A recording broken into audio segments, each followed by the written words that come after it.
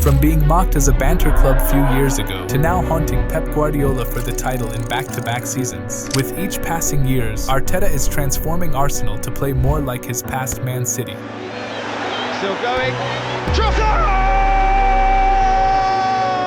Once a club that barely used possession play and was comfortable off the ball, are now excels with positional rotations and creative patterns with the ball, which not only helped them to dominate oppositions with more possessions, but also resulted in achieving high-scoring games. And with Arteta's new locking mechanism, Arsenal have become one of the best defensive side in the world, with even top managers like Pep and Klopp have struggled to break them. So what tactical changes did Arteta brought that made them so good, and how did they achieve high scores without conceding a single goal? Let's discuss in this video.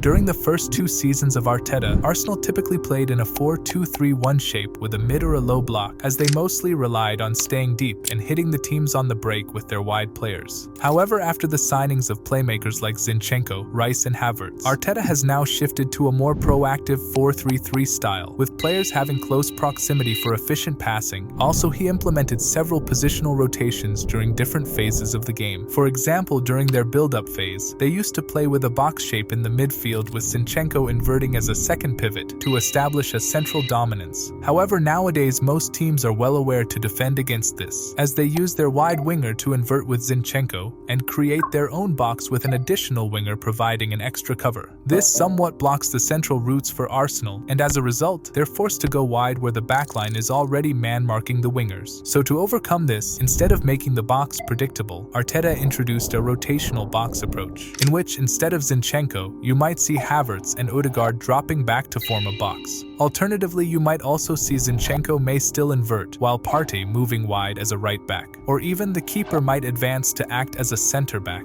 And the special thing about all these rotation is that they still maintain the back four as it is. So even if the opposition marks them centrally, you could easily have a wider routes with a 2v1 advantage against the opposite fullbacks, and indirectly create a numerical overload against the backline. And this shape also helps Arsenal to play effectively against the best pressing sides, as by shifting from a 3+2 into a 4+2 shape, Arteta invites more markers to press higher and split the opposition's lines into 2. This then creates space for the center mids between the lines to receive the pass and exploit. And additionally, the deeper positioning of these forwards also drags the opposition center-backs higher than the fullbacks. This creates an open ground for the wingers to slide in for long balls and exploit the space behind them. You do feel though, David, you want a second goal because they've been so dominant. Saka's in it.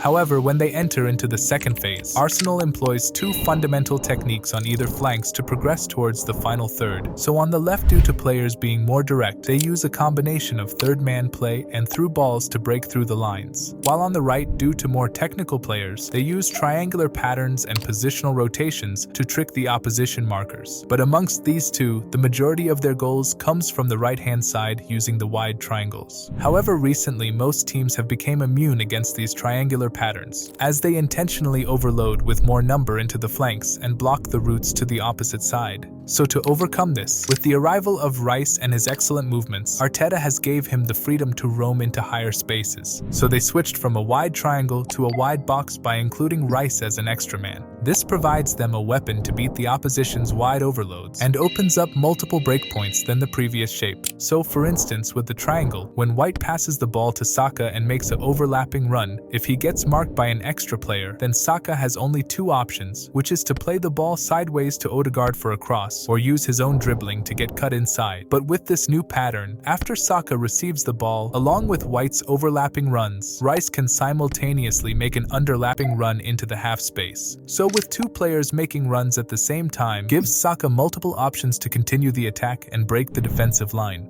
And additionally, the extra man also allows them to switch play to the other side. And while switching, Arsenal also uses a clever tactic called same side, which confuses the opposition markings, in which when the ball is passed to Saka, the opposition shifts towards him. So he then makes a side pass to Rice, making the opposition believe they are switching to the opposite side. But as that happens, it indirectly opens up lane on the same side. So instead of passing it to the left, Rice passes back to the right, opening up new spaces and catching the defense off guard.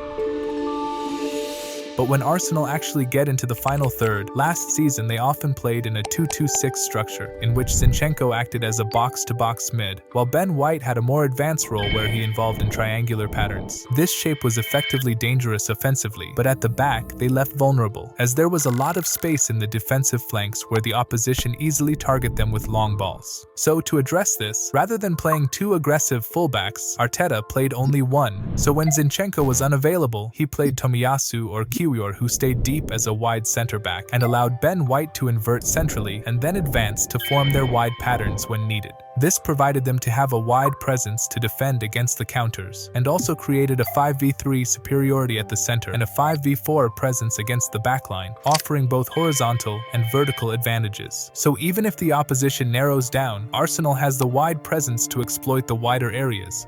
However, apart from the wider areas, a majority of Arsenal's goals have come from set pieces, and this was possible only through Arteta's new crossing tactics. So when they take a cross, Arsenal positions 5 or 6 aerial strong players inside the box, and instead of spreading these players evenly, they overload the back post, with one player covering the goalkeeper. The reason for this is that if these players were positioned in front of the defenders, then they could easily track the direction of the ball and the attackers simultaneously. However, when the attackers are way behind them, then they have to look at the ball and the attacker in opposite directions. This puts them in a dilemma, leading them to delay their runs and make them vulnerable to concede from this. Does indeed, and it's a fine save. However, out of all these tactics, the main reason Arsenal are the best defensive team is due to Arteta's locking mechanism. So to achieve this, they use a hybrid pressing system, which is the combination of zonal and man marking. For example, when the opposition start their build-up through center, Arsenal structure themselves in a zonal 3-4-3 shape with the full-back as a single pivot, and in that shape each player has 2 focal points on either side, covering all the opposition's players effectively. So when the opposition tries to play through one side, then these players quickly switch from zonal to man pressing and tracks the focal point in that area. This locks the opposition from all the corners and forces them to play long or go diagonal to the opposite player. And as soon as they go long, instead of using offside trap, Arsenal puts one player against the ball receiver, while the rest switch back to their zonal marking and stay deep to track any potential passers to prevent any counterattacks. So this hybrid style disrupts the opposition's rhythm and often forces turnovers before they can advance into Arsenal's half. But when this press is beaten by the opposition, then Arsenal transitions to a compact 4-4-2 shape, in which the front line tries to push the opposition further away whenever they make side or a back pass. And when the opposition take the wide route, Arsenal's wingers becomes the false fullbacks, allowing the real ones to cover the half spaces for any through passes. And meanwhile, the rest of the backline overloads centrally and strengthen themselves for crosses. This locks all attacking routes for the oppositions, and when they try to revert back, then these players once again switch to a high man-to-man press and push the oppositions even further. This alternation between zonal and man marking combined with compact defense has proven difficult for even top teams like Liverpool and Man City to break down. However, apart from these tactics, what were the roles did Arteta give to his players that made them so good?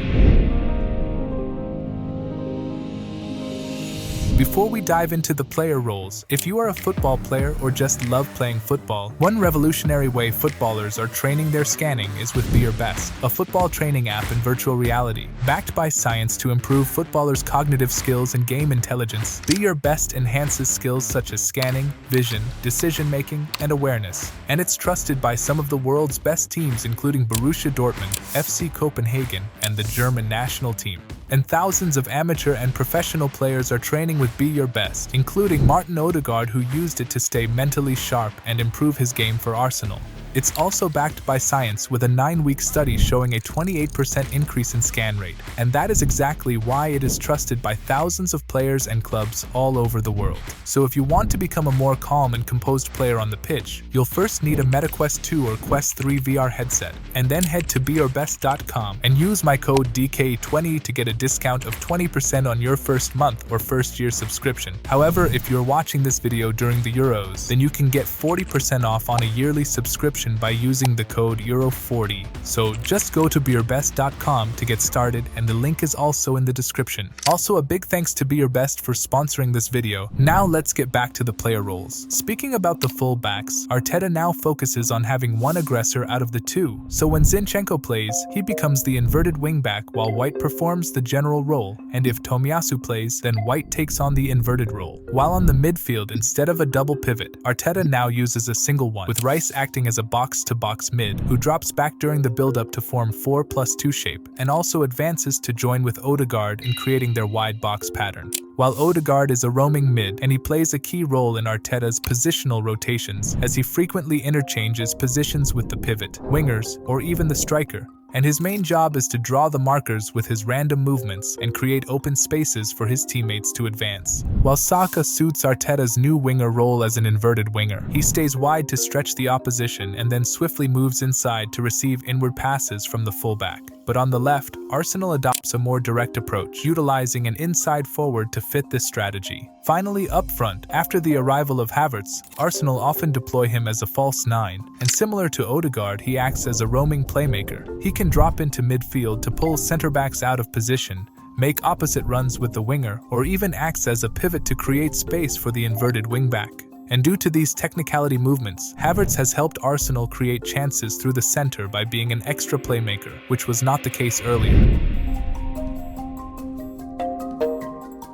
Speaking about his instructions, Arteta himself had said in an interview that he prefers to dominate the game by constantly pressuring the opposition, rather than controlling it with 100 touches and still remain goalless. So he sets an attacking mentality for his team, while his creative freedom is expressive in order to apply his positional rotations. However, out of possession, they play in a high block and tries to lock the opposition's build-up with their hybrid pressing system. And instead of using an offside trap, they push their backline forward and track the second man whenever the opposition plays a long ball. And in the final third, Arsenal employs overlapping and underlapping runs on the flanks and tries to use their positional rotations to create spaces inside the box. So their approach is to look for overlaps and work the ball into the box. And similar to Pep, Arteta likes to maintain possession through all phases by favoring short passes. So overall, in today's modern world where quick results are often prioritized, if you want to build a team that creates its own era of long dominance, you need to have a long-term vision and trust the process with same patience that Arsenal did with Arteta. And his tactics not only transformed Arsenal, but also gave them a strong identity to reckon with. And due to this, they can be on the verge of achieving something big in the coming future, just like the past Invincibles. And speaking about the past Invincible, Xabi Alonso has gave us a new Invincible in Germany, who finally ended Bayern's 11 years of league dominance and became the first team in German history that won the title without a single defeat.